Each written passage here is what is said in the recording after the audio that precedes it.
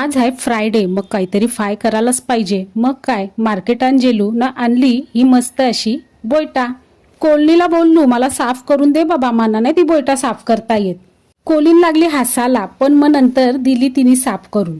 Choline बोलतय, आग्र्याची पोर न तुला बोयटा नाही साफ करता येत. साफ तर करायला येतात, पण घरा येऊन साफ करायचा कंटाळा, मग दुसरा काय नाही. तशी घरा येऊन साफ करायला लागतानच, असा काय नाही. र बाबा बाबा, या काय डब्यांची हलदच संपली नाही, म्हणजे घरान हाय डब्यांची संपली. हलद, कोका मागल न मीठ ना, यो आमचा आगरी मसाला लावूनशी मस्त पैकी बोयटा मिक्स केली ना हो. ठेचलेला लसूण टाकलाय हो.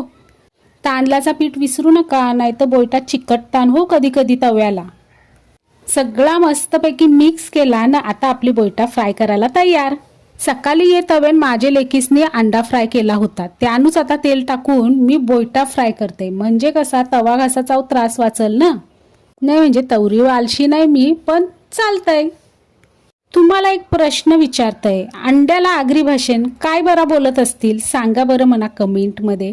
चला, बोयटा तर आपली आया मस्तपैकी फ्राय झाली. इकडून तिकडून आलटी पालटी केली, मस्तपैकी कडक अशी तव्यावर फ्राय करायची न बोयटा खावायला तयार. यो लसूण जुरुसा टाकला परत मी वरती, आरत कच्चा मना भाकरी बरोबर खावायला आवडते. तुम्ही टाकून बघा, जाम भारी लागतं.